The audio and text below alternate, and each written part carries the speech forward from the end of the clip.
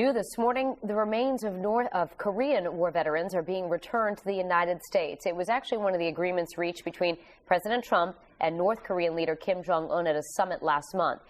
This moment of plane is carrying the remains of some great fallen heroes from America, back from the Korean War. They're coming back to the United States. One by one, U.S. soldiers carried the 55 sets of remains off the C-17 in front of a military honor guard, their fellow servicemen watching over the fallen as they passed by. Our top story this afternoon, President Moon Jae-in leaving Hawaii Wednesday. He attended a ceremony to transfer fallen South Korean and U.S. service members from the Korean War. The remains of 68 South Korean soldiers and 6 American troops killed during the 1950-53 Korean War are returning home after some 7 decades. South Korea and the U.S. on Wednesday held a joint ceremony for the transfer of the remains at Joint Base Pearl Harbor, Hickam in Hawaii. President Moon Jae-in attended the event, the first South Korean president to lead such a ceremony overseas. As we mentioned earlier, the transfer between China and South Korea is regarded as a goodwill and neighborly friendship between the two sides.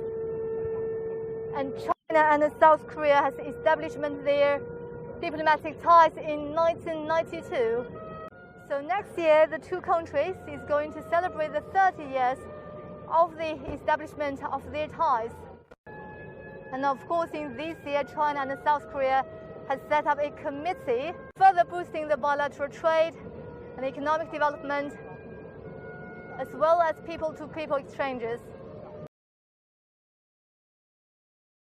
My grandfather was killed during the attack on Pearl Harbor. He was missing and no trace of him was ever found.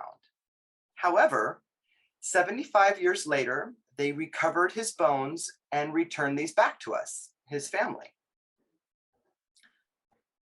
When my family received my grandfather's remains, it helped fill a hole that was left in our family because of the absence of my grandfather.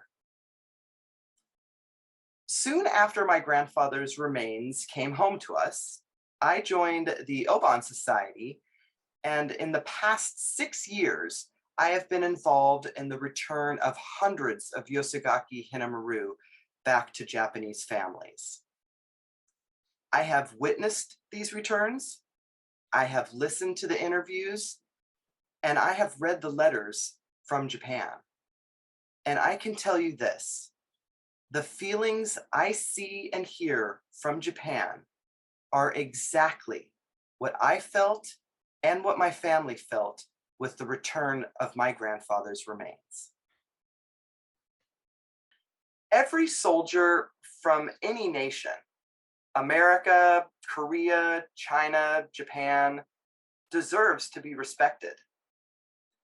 It brings honor to the soldier, to his family, and to the nation.